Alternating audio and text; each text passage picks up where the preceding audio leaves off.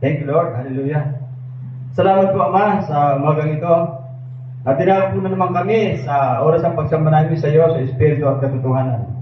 Lord, bago kami tumawa sa aming pong pananampalataya sa oras ko at pagsamba sa iyo, Lord, humingi po kami ng kapatawaran sa lahat po ng aming mga nagawang pagkakasala at pagkakamali. Maliit man ito o malaki, ito po ay kasalanan. Lord, maraming po salamat sa oras ito. Sa pagpunta po namin dito, nawa Lord, lahat po ng aming mga mithiin sa buhay, alam mo naman po ang aming mga kailangan sa pang-araw-araw. Andiyan ka po lagi sa amin. Iningatan po kami sa aming pagpaganap po ay sa aming pong trabaho. Pauwi at pabalik, Panginoon, kami po iyong iniingatan. Maging ang aming pong mga anak ay iyo pong iniingatan sa kanilang pong trabaho. Kaya Lord, salamat. Talagang napakabuti mo sa amin.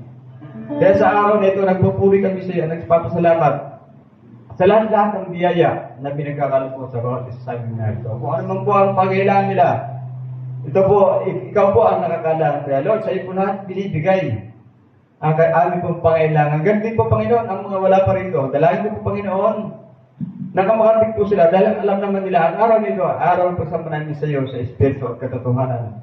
Ganun din po, Panginoon, ang aming pumasang pastor, ang iyo po itatayo sa oras pong ito.